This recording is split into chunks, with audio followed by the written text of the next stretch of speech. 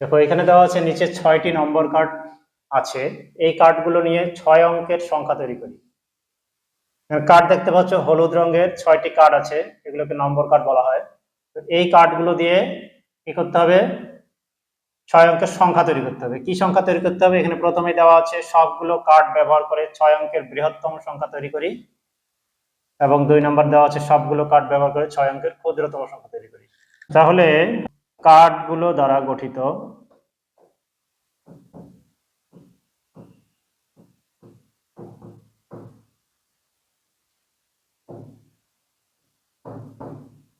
ছয় অঙ্কের বৃহত্তম সংখ্যা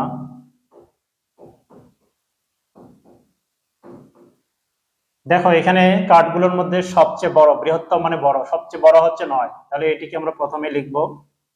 এরপরে নিকটবর্তী বৃহত্তম হচ্ছে এখানে 7, তাহলে আমরা লিখব 7। এরপরে হচ্ছে 4, এখানে লিখব 4। এরপরে 3, 3 এর পরে আছে 2, 2 এর পরে আছে 0। তাহলে 6 অঙ্ক বিশিষ্ট একটি বৃহত্তম সংখ্যা গঠিত হলো। 2 নম্বর প্রশ্ন হচ্ছে কার্ডগুলো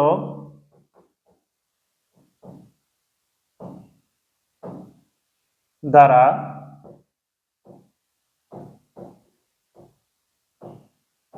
গঠিত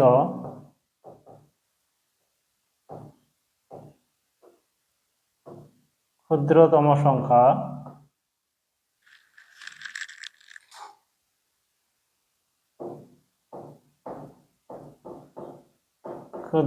সংখ্যা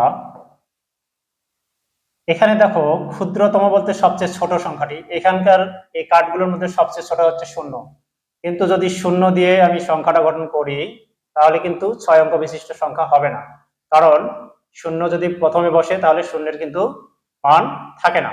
এই জন্য 0-এর পরের নিকটবর্তী যে ক্ষুদ্রতম সংখ্যাটি সেটিকে প্রথমে বসাতে হবে। তাহলে এখানে আমরা লিখবো 2, এরপরে আমরা লিখবো 0, তাহলে কিন্তু অঙ্ক ঠিক থাকতেছে। এরপরে আমরা লিখবো 3, 3-এর পরে 4 এবং 7, 7-এর পরে 9। শিক্ষার্থীরা ক্ষুদ্রতম বা বৃহত্তম সংখ্যা লেখার ক্ষেত্রে মনে রাখতে হবে, যদি 0 সামনে পড়ে তাহলে সামনে 0কে না বসিয়ে একটি সংখ্যার পরে 0কে বসাতে হবে। আশা করি তোমরা বুঝতে পেরেছো। ধন্যবাদ।